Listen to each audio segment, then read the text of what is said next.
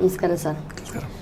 ഈ ഒരു തെരഞ്ഞെടുപ്പിനെ മുന്നത്തെ നിരവധി മറ്റുള്ള ശബരിമല വിഷയമടക്കം അഴിമതി അടക്കം നിരവധി വിഷയങ്ങൾ ഉയർത്തിക്കാണിക്കേണ്ടുന്ന മാധ്യമങ്ങളാണ് ഏറ്റവും അധികം ഈ രണ്ട് വിഷയങ്ങൾ, ദിലീപ് വിഷയം, രാഹുൽ മാങ്കൂട്ടത്തിൽ വിഷയം എടുത്തിട്ട് ഒരു വ്യത്യസ്ത തലത്തിലേക്ക് തെരഞ്ഞെടുപ്പിനെ കൊണ്ടുവരും. എനിക്ക് തോന്നുന്നു ഇത് നിയമസഭാ തെരഞ്ഞെടുപ്പ് വരെ നിൽക്കാൻ സാധ്യതയുണ്ട്.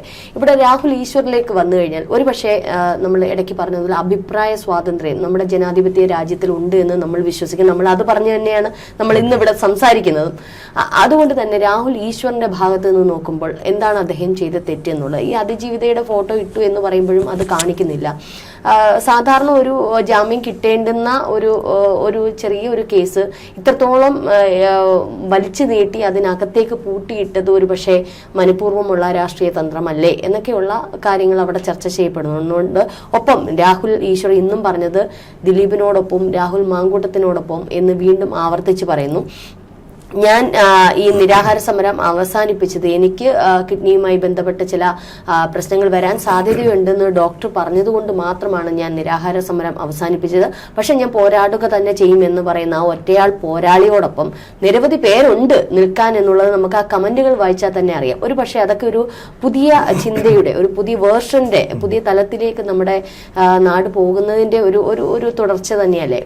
മറുഭാഗത്ത് നോക്കി ദിലീപിന് ഇന്നലെ ഈ പറഞ്ഞതുള്ള കോടതി വിധിച്ചത് ഒരു പക്ഷേ അദ്ദേഹത്തിന്റെ ഭാഗത്തു നിന്ന് ചിന്തിക്കുമ്പോഴും ഒരു ഇരവാദം നമുക്ക് അങ്ങോട്ട് ഉന്നയിക്കാം. അതിജീവിതയ്ക്ക് മാത്രമല്ല, ഒരുപക്ഷെ തെറ്റ് ചെയ്യാത്ത ആണ് എന്നുണ്ടെങ്കിൽ തീർച്ചയായിട്ടും നീണ്ട 9 വർഷം അദ്ദേഹത്തിന്റെ കരിയറിൽ അദ്ദേഹത്തിന്റെ ജീവിതത്തിൽ അനുഭവിച്ച വ്യത ഒരുപക്ഷെ സാധാരണ ഒരു വ്യക്തിക്കും ഉണ്ടായിട്ടില്ല. തെറ്റ് ചെയ്തിട്ടില്ല എന്നുണ്ടെങ്കിൽ തെറ്റ് ചെയ്തു എന്ന് ഒരു വിഭാഗമാണ് പറയുന്നത്. അത് കോടതി ഇപ്പോൾ പറയുന്നു തെറ്റ് ചെയ്തിട്ടില്ല എന്ന്. ഇനി ഹൈക്കോടതിയുണ്ട്, സുപ്രീം കോടതിയുണ്ട്, കണ്ടെത്തട്ടെ. നമ്മളെപ്പോഴും അതിജീവിതയ്ക്കൊപ്പം തന്നെയാണ്. എങ്കിലും ഈ അതിജീവിതകൾ വരുമ്പോഴും മറുഭാഗത്ത് ചിലപ്പോൾ പലപ്പോഴൊക്കെ ബലിയാടാവുന്ന പുരുഷന്മാരുമില്ലേ? പഴത്തൊലിയിൽ തെന്നി വീഴുക എന്ന ഒരു പ്രയോഗം മലയാളത്തിലുണ്ട്. പക്ഷേ സ്വന്തമായി കഴിച്ച പഴത്തിൻ്റെ പഴത്തൊലി താൻ പോകുന്ന വഴിയിൽ അറിയാതെ ഇടുകയും അതിൽ തെന്നി വീഴുകയും ചെയ്യുന്നവരുടെ വിധി അതെങ്ങനെയാണ് വിശകലനം ചെയ്യേണ്ടതെന്നറിയില്ല. അപ്പം ഇവിടെ എല്ലാം തന്നെ ഈ പറഞ്ഞ 5 കേസുകളിലും വിവിധങ്ങളായ ഉദ്ദേശങ്ങളോടെ പഴം ഭക്ഷിച്ചവരാണ് ഇവരൊക്കെ. അത് ഏതാണ്ട് സംശയാതീതമായി നമുക്ക് പറയുകയും ചെയ്യാം, നിഷ്പക്ഷമായി ചിന്തിക്കുമ്പോൾ അങ്ങനെ പറയുകയും ചെയ്യാം. പക്ഷെ ആ തൊലി വേണ്ട രീതിയിൽ കൈകാര്യം ചെയ്യാനുള്ള വൈഭവം ഇല്ലാതെ പോയി. അത് ഈ സ്വർണ്ണക്കൊള്ളയുമായി ബന്ധപ്പെട്ടാണെങ്കിലും ഇന്നല്ലെങ്കിൽ നാളെ ശബരിമല സ്വർണത്തിൽ ഒരു കുറവ് വന്നിട്ടുണ്ടെങ്കിൽ അത് പിടിക്കപ്പെടുമെന്ന് മനസ്സിലാക്കാനുള്ള യുക്തി ഇല്ലാതെ പോയി. ആത്യന്തികമായി ദേവസ്വം ബോർഡിലേക്ക് അന്വേഷണം എത്തിയേ പറ്റൂ എന്ന് അറിയാത്തവരല്ല ശ്രീ പത്മകുമാറും അവർ ഇൻവോൾവ് ആണ് എങ്കിൽ അല്ലേ. അപ്പോൾ ആരോപണം സ്വർണം വെറുതെ ആവിയായി പോവില്ല.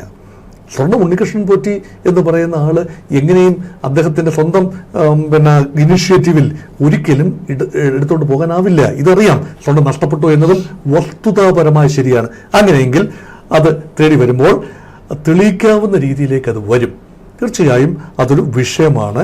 അത് പഴത്തൊലി തന്നെയാണ്. അത് പഴത്തൊലിയൊന്നുമല്ല, അത് വലിയ ഏത്തപ്പഴത്തിൻ്റെ വലിയ തൊലിയാണത്. അത് ചെറിയ ചീരപ്പഴത്തൊലിയല്ല. അതിൽ തെറ്റി ഉറപ്പായി വീഴും. അത് വീഴുമ്പോൾ ഒരു കൂട്ടവീഴ്ച തന്നെ ആകാനുള്ള സാധ്യതയാണുള്ളത്. പക്ഷേ ആ വീഴ്ചയുടെ ആഘാതം കുറയ്ക്കാനുള്ള ഒരുപാട് കുഷ്യനിങ് ഇഫക്റ്റുകൾ അവിടെ ഉണ്ട് എന്നും മറക്കുന്നില്ല. കാരണം ഒരു ഘട്ടം വരെ മാത്രമേ അത് നീങ്ങാനുള്ള സാധ്യതയുള്ളൂ. ഉന്നതരിലേക്ക് എത്താനുള്ള സാധ്യത ഇതുപോലുള്ള വിഷയങ്ങളിൽ മുൻകാലങ്ങളിലും ഏറ്റവും ഉന്നതരിലേക്ക് എത്തിയിട്ടില്ല എന്നോർക്കണം. മുൻകാല വിവാദങ്ങളുടെ ഒരു ചരിത്രം നോക്കിയാൽ ഒരു സ്റ്റേജ് വരെ വെച്ചത് ക്യാപ്പ് ചെയ്യുകയാണ്. അതുകൊണ്ട് എനിക്ക് ഇപ്പോഴും തോന്നുന്നത് ഉണ്ണികൃഷ്ണൻ പോറ്റി ഏറ്റവും താഴെ തലത്തിൽ, പത്മകുമാർ ആൻഡ് വാസ്തു ഇന്റർമീഡിയറ്റ് തലത്തിൽ, അതിൽ നിന്നും അടുത്ത സ്റ്റേജിലേക്ക് പോകുമെന്ന ചിന്തയൊന്നും എനിക്കില്ല.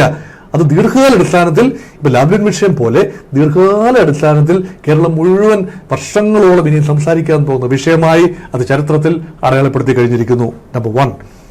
2, രാഹുൽ മാങ്കൂട്ടത്തിൽ വിഷയം ഒരു വിശാലമായ ഒരു ഫ്രെയിമിൽ ക്യാൻവാസിൽ രാഹുൽ മാങ്കൂട്ടത്തിലായിരിക്കില്ല ഇനി വിഷയം. സമാനമായ തത്തുല്യമായ രീതിയിൽ ഏറ്റവും അധികം ഒരു വിഷയത്തെ, ഒറ്റപ്പെട്ട വിഷയത്തെ അടർത്തിയെടുത്ത് വോട്ട് നേടാനുള്ള തന്ത്രമായി മറ്റ് വിഷയങ്ങളിൽ നിന്നും ശ്രദ്ധ തിരിക്കാനായി സക്സസ്ഫുള്ളായി ഉപയോഗിക്കാം എന്നതിൻ്റെ ഈ റിസൾട്ടും കൂടെ നമ്മൾ അനലൈസ് ചെയ്യേണ്ടതുണ്ട്. 13-ാം തീയതി പുറത്തു വരുന്ന തെരഞ്ഞെടുപ്പിൽ UDF കാര്യമായ ദോഷം പറ്റിയിട്ടുണ്ടെങ്കിൽ പഴി പൂർണ്ണമായും രാഹുൽ മാങ്കൂട്ടത്തിൽ ചാരി UDF രക്ഷപ്പെടും. ഇങ്ങനെ വന്നതുകൊണ്ടാണ്, ഞങ്ങളുടെ കുഴപ്പമല്ല. അതുപോലെ തന്നെ LDF പറയാൻ സക്സസ്ഫുള്ളായി തങ്ങൾക്ക് ശബരിമല വിഷയത്തെ തടഞ്ഞു നിർത്താനായി ഇത്. അപ്പോൾ ഇതൊരു വലിയ മാതൃകയാണ്, ഭാവിയിലും പയറ്റാൻ സാധ്യതയുള്ള. അപ്പം ഗുണനിലവാരമുള്ള വിഷയങ്ങളെക്കാൾ കൂടുതൽ ഇക്കിളിപ്പെടുത്തുന്ന വിഷയങ്ങളിലേക്ക് രാഷ്ട്രീയ ചിന്തകൾ മുൻകാലങ്ങളിൽ സോളാർ UDF പല പ്രതിനിധികളും പറയുന്നത് നമ്മൾ ഓരോ വീടുകൾ കയറി ഇറങ്ങുമ്പോൾ രാഹുൽ മാങ്കൂട്ടം വിഷയം ഒന്നും വലിയ ചർച്ചയാകുന്നില്ല എന്നുള്ള. ജനങ്ങൾ പറയുന്നത് ഒരാളുടെ സ്വകാര്യതയിലുള്ള വിഷയം, അത് പെൺ വിഷയത്തിൽ പണ്ടും രാഷ്ട്രീയ നേതാക്കളെ കുടുക്കിയിട്ടുണ്ട്. അപ്പൊ അതൊരു ഞങ്ങൾക്ക് വേണ്ടുന്നത് ഈ പറയുന്ന ഞങ്ങൾക്ക് എന്ത് നേട്ടമുണ്ടായി, എന്തൊക്കെ പൊതുമുതൽ കട്ടുമുടിപ്പിച്ചു എന്നുള്ളത്. അപ്പൊ ശബരിമല വിഷയം കുറച്ചുകൂടി ജനങ്ങളുടെ ഇടയിലേക്ക് ഒരു വല്ലാത്ത ആഘാതം സൃഷ്ടിച്ചിട്ടുണ്ട് പലയിടങ്ങളിൽ ചെല്ലുമ്പോൾ. ഒരു പക്ഷേ ഈ മാധ്യമ വിചാരണ, മാധ്യമങ്ങൾ പറയുന്നത് പോലെ, അല്ലെങ്കിൽ സോഷ്യൽ മീഡിയ അടക്കം ഇങ്ങനെ കൊടുമ്പിരി കൊള്ളുന്ന ഇതിന്റെ ഒരു PR വർക്ക് ചെയ്യുന്നത് പോലെ പെൺ വിഷയങ്ങൾ, അല്ലെങ്കിൽ രാഹുൽ മാങ്കൂട്ടം വിഷയം, ദിലീപ് വിഷയമൊക്കെ ഏറ്റെടുക്കുമ്പോഴും പൊതുജനത്തിൽ സാധാരണക്കാരായ ഗ്രാമപ്രദേശങ്ങളിൽ താമസിക്കുന്ന ജനങ്ങളുടെ ഇടയിലേക്ക് ശബരിമല പോലുള്ള മറ്റുള്ള അഴിമതികൾ, കാരണം പലയിടത്തും റോഡുകളുടെ ബുദ്ധിമുട്ടുകൾ. ഇപ്പൊ തലസ്ഥാനത്ത് നമുക്കറിയാം മേയർ റൂട്ട് ഇതുവരെ ഒരു പ്രചരണ പരിപാടിക്ക് പോലും ഇറങ്ങിയില്ല, കാരണം ഇറക്കാൻ കൊള്ളില്ല എന്ന് CPM ചെയ്യുന്ന വാർഡിലെ ഉൾപ്പെടെ തിരുവനന്തപുരത്തെ വാർഡിൽ ഉൾപ്പെടെ റോഡുകളുടെ പുറമുകൾ ഉൾപ്പെടെ ഉള്ള പ്രദേശത്തെ റോഡുകളുടെ ശോച്യാവസ്ഥ വലിയ വിഷയമാണ്. അത് ആര്യ ഇറക്കാത്തത് ഇപ്പോൾ CPM ആണല്ലോ. അത് ഒരു പക്ഷേ നല്ല രീതിയിലുള്ള ഒരു പ്രവർത്തനമാണെങ്കിൽ ആര്യ മുൻനിർത്തിയായിരുന്നു ഇത്തവണ തലസ്ഥാനത്തിൽ ഒരു വല്ലാത്ത പ്രചരണം നടത്തേണ്ടത്. പക്ഷേ ഇറക്കാൻ പറ്റാത്ത സ്ഥിതിയിൽ ആക്കിയിട്ടുണ്ടെങ്കിൽ ഒരു പക്ഷേ ഇതൊക്കെയാണ് സാധാരണ ജനങ്ങൾ ചർച്ച ചെയ്യുന്നത് എന്നുള്ളത് തീർച്ചയായിട്ടും ഈ ഒരു തെരഞ്ഞെടുപ്പിലൂടെ നമുക്ക് മനസ്സിലാവത്തില്ല. ഇനിയെങ്കിലും അതുകൊണ്ട് ഈ പെൺവിഷയം വിട്ടുപിടിക്കില്ലേ? ഇല്ല, പെൺവിഷയം വിട്ടുപിടിക്കില്ല എന്ന് തന്നെയാണ്. ഇതിനകത്തൊരു ഡിഫറെന്റ് കൈൻഡ് ഓഫ് ടേസ്റ്റ്. ഇത് ഈ ആളുകൾ ഇത് കേൾക്കും വോട്ട് ചെയ്യുന്നത് ആകണമെന്നില്ല. വോട്ടിന്റെ അടിസ്ഥാനം, അതുകൊണ്ടാണ് ഞാൻ പറഞ്ഞത് 13-ാം തീയതി ഫലം വന്നെങ്കിൽ മാത്രമേ വോട്ടിന്റെ അടിസ്ഥാനം എന്തെന്ന് കൃത്യമായി മനസ്സിലാകൂ. പക്ഷെ ഒരു കാര്യം ഉറപ്പാണ്, ശബരിമല ചിലരെയും കൊണ്ടേ പോകൂ. കാരണം അതിനുള്ള കാരണം അത് മുൻപും അങ്ങനെ സംഭവിച്ചിട്ടുണ്ട്. കാരണം ശബരിമലയിലെ ആചാര സംരക്ഷണമായിരുന്നല്ലോ 2019 വിഷയം. എത്രത്തോളം വലിയ വിലയാണ് LDF കൊടുക്കേണ്ടി വന്നത് എന്നത് തീർച്ചയായും അത് ഹൈന്ദവരുടെ സംബന്ധിച്ചിടത്തോളം അത് വലിയ ഒരു. അപ്പൊ ഹൈന്ദവ ഏകീകരണം അവിടെ നടന്നു. LDF തന്നെ ഹൈന്ദവ ഏകീകരണം താൽക്കാലികമായി നടന്നു. അതിൽ നിന്നും LDF പൂർണ്ണമായി വിമുക്തി നേടി. 2020 പഞ്ചായത്ത് തെരഞ്ഞെടുപ്പിലും 2021 നിയമസഭാ തെരഞ്ഞെടുപ്പിലും നല്ല വിജയം നേടി. അതുകൊണ്ട് അത് എക്കാലത്തും അതൊരു താൽക്കാലികം മാത്രമായിരുന്നു. പക്ഷേ ഇപ്പോൾ ഇത് ശബരിമല വീണ്ടും വന്നിരിക്കുന്നു മറ്റൊരു രൂപത്തിൽ, അഴിമതിയുടെ രൂപത്തിൽ. ഇവിടെ നോക്കൂ, ഇവിടെ ഒരു വലിയ ചിന്ത ഇവിടെ നമ്മുടെ മനസ്സിലുണ്ട്. അതായത് ശബരിമല എന്ന് പറയുന്നത് ഹൈന്ദവരുടെ മാത്രം വികാരമാണോ?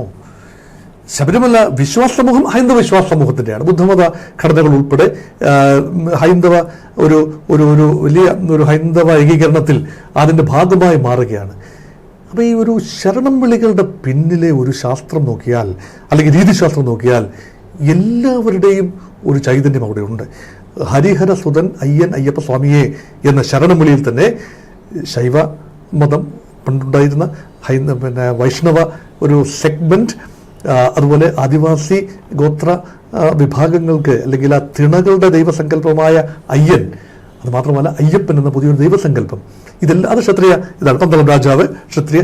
എല്ലാം ബുദ്ധമതത്തിനും ഹിന്ദുമതത്തിൻ്റെ വിവിധ അവാന്തര വിഭാഗങ്ങൾക്കും എല്ലാം തന്നെ ജാതിക്ക് മതത്തിനും ഒന്നും തന്നെ പ്രാധാന്യമില്ലാത്ത രീതിയിൽ ആർക്കും പങ്കെടുക്കാവുന്ന ഒരിടം, ആർക്കും അനുഭവിക്കാവുന്ന ഒരു ചൈതന്യം. ആ രീതിയിൽ ശബരിമലയുടെ ഒരു സമ്പത്ത്, അതെല്ലാവരുടെയും സമ്പത്തായ ജനം കരുതുന്നു അല്ലേ? എല്ലാവരുടെയും സമ്പത്താണ് ശബരിമലയുടെ സമ്പത്ത്. അതൊരു മതത്തിൻ്റെ മാത്രമല്ല. അവിടെയാണ് ശബരിമലയുടെ ഒരു സ്വർണം കട്ടിട്ടുണ്ട് എങ്കിൽ അതൊരു വലിയ മാപ്പ് കൊടുക്കാനാവാത്ത ഒരു അഴിമതിയായി ഹിന്ദു സമൂഹം, പ്രത്യേകിച്ച് എല്ലാ സമൂഹവും, പ്രത്യേകിച്ച് ഹിന്ദു സമൂഹം എടുത്തിട്ടുണ്ട് എങ്കിൽ 2 സമുദായങ്ങൾ, ഈഴവ സമുദായവും നായർ സമുദായവും, പ്രബല സമുദായങ്ങളാണ്. 26-27% വരുന്ന ഈഴവ സമുദായം, 14% വരുന്ന നായർ സമുദായം. ഈ 2 സമുദായത്തിൻ്റെ മനസ്സ് വിടർപ്പെട്ടിട്ടുണ്ട്. ശബരിമല വിവാദം മറ്റേ സ്ത്രീ പ്രവേശന സമയത്ത് സംഭവിച്ചതുപോലെയുള്ള ഒരു പ്രതികരണം ഓപ്പണായി ഇപ്രാവശ്യം ഉണ്ടായിട്ടില്ല. അത് തെരുവിൽ അതുണ്ടായിട്ടില്ല. പക്ഷേ സൈലന്റായി ആ ഒരു ആങ്കർ ഉണ്ടെങ്കിൽ അതിന് വലിയ വില കൊടുക്കേണ്ടി വരും. എനിക്ക് പ്രത്യേകിച്ചും കൊല്ലം, ആലപ്പുഴ, പത്തനംതിട്ട, കോട്ടയം ജില്ലകളിലെയൊക്കെ ഒരു വോട്ടിൽ ഇത് എത്രത്തോളം പ്രതിഫലിക്കുമെന്നതാണ് ആദ്യം അറിയേണ്ടത്. അപ്പോൾ ആ തെരഞ്ഞെടുപ്പ് കഴിഞ്ഞിരിക്കുന്നു. അത് വലിയൊരു വിഷയം തന്നെയാണ്. അവിടെയാണ് ഈ വ്യക്തികൾ ഒരു വലിയ ഒരു ബാധ്യതയായിട്ടുണ്ടോ, പാർട്ടിക്ക് വലിയ ബാധ്യതയായിട്ടുണ്ടോ? ഇപ്പോൾ ആരോപിക്കപ്പെടുന്നത് പോലെ പ്രശ്നം പത്മകുമാറിലേക്കും വാസുവിലേക്കും മാത്രം നിൽക്കുന്നു. അവർ പാർട്ടിക്ക് വലിയ ബാധ്യതയായിട്ടുണ്ടോ? പാർട്ടി സക്സസ്ഫുൾ ആയിട്ട് അവരെ കൈകാര്യം ചെയ്തോ? അവർ പാർട്ടി അംഗത്വം നിലനിർത്തുന്നു. ജില്ലാ കമ്മിറ്റിയിൽ പത്മകുമാർ ഇപ്പോഴും തുടരുന്നു. അവരൊരു കമ്പാരിസൺ സൈലന്റ് ആയിട്ടെങ്കിലും കോൺഗ്രസ് അതൊന്നും ആളിക്കത്തിക്കാനൊന്നും പറ്റിയില്ല. ഈ വിവാദത്തിൽ, രാഹുൽ മാങ്കൂട്ടത്തിൽ വിവാദത്തിൽ ആളിക്കത്തിക്കേണ്ട വിഷയം എന്താണ്? ഇരട്ട നീതി അല്ലെ? കോൺഗ്രസുകാരനായ രാഹുൽ മാങ്കൂട്ടത്തിലെ കോൺഗ്രസ് പാർട്ടി വിവിധ സ്റ്റേജുകളിൽ പൂർണ്ണമായും പടി അടച്ചു പിണ്ടം വെച്ചു ഇല്ലേ? ആദ്യത്തെ ചെറിയ നടപടിയാണ് MLA സ്ഥാനത്ത് നിന്ന്, അതായത് MLA പാർലമെന്ററി പാർട്ടിയിൽ നിന്ന് മാറ്റി നിർത്തി, യൂത്ത് കോൺഗ്രസ് അധ്യക്ഷനാകത്തു നിന്ന് മാറ്റി നിർത്തി, പാർട്ടിയിൽ നിന്ന് സസ്പെൻഡ് ചെയ്ത് നിർത്തി, അവസാനം പാർട്ടിയിൽ നിന്നും പുറത്താക്കി ഡിസ്മിസ് ചെയ്തിരിക്കുന്നു, പടി അടച്ചിരിക്കുന്നു. CPM ഒന്നും ചെയ്തിട്ടില്ല. ഈ രണ്ട് ആരോപണ വിധേയർക്കെതിരെ പത്മകുമാറിനും വാസുവിനുമെതിരെ ഒന്നും ചെയ്തിട്ടില്ല. ഇത് കമ്പാരിസൺ ഒരുപക്ഷെ മുതലാക്കാൻ കോൺഗ്രസിന് കഴിഞ്ഞിട്ടുണ്ടോ ഇല്ലെന്നാണ് എൻ്റെ അഭിപ്രായം. അത് ഏറ്റവും നല്ല ഒന്നാന്തരം തുറപ്പിച്ചിട്ട് തന്നെയായിരുന്നു. അതുകൊണ്ട് തന്ത്രങ്ങളുടെ മികവിൽ LDFന് തന്നെയാണ് തന്ത്രങ്ങളുടെ മികവ്. പക്ഷെ തന്ത്രങ്ങളുടെ മികവിൽ മാത്രം ജയിച്ചു വരാവുന്ന ഒരു ഘട്ടത്തിലാണോ LDF? ഇനി BJPയുടെ കാര്യം കൂടി എടുക്കാതെ പൂർത്തിയാക്കിയല്ലോ. ഒരു വിഷയത്തിലും BJP പ്രതിരോധത്തിലായില്ല. ഒന്നോ രണ്ടോ ആത്മഹത്യകൾ തിരുവനന്തപുരത്ത് നടന്നു എന്നത് ഒഴിച്ച് മറ്റു കാര്യത്തിലൊന്നും തന്നെ BJP പ്രതിരോധത്തിലായിട്ടില്ല. പക്ഷേ ഫോക്കസ് മുഴുവൻ തന്നെ UDF വേഴ്സസ് LDF എന്ന് ആയിപ്പോയി. അത് BJPയുടെ ദുര്യോഗമാണ്. പക്ഷെ സൈലന്റായി BJP RSSന്റെ കാർഡർ വർക്ക് ചെയ്തിട്ടുണ്ട് എങ്കിൽ അതിന്റെ ബെനിഫിറ്റ് വിവിധ തലങ്ങളിൽ BJPക്ക് ലഭിക്കുക തന്നെ ചെയ്യും. ഈ ചക്രവർത്തി പോരാട്ടത്തിൽ ഒരുപക്ഷെ സൈലന്റായി നിന്ന് വിജയം നേടാൻ BJP കഴിയുന്നുണ്ടെങ്കിൽ അത് ഭാവിയിലെ തെരഞ്ഞെടുപ്പുകൾക്ക് വേണ്ടിയുള്ള വൻപൻ മുതൽക്കൂട്ടാകും.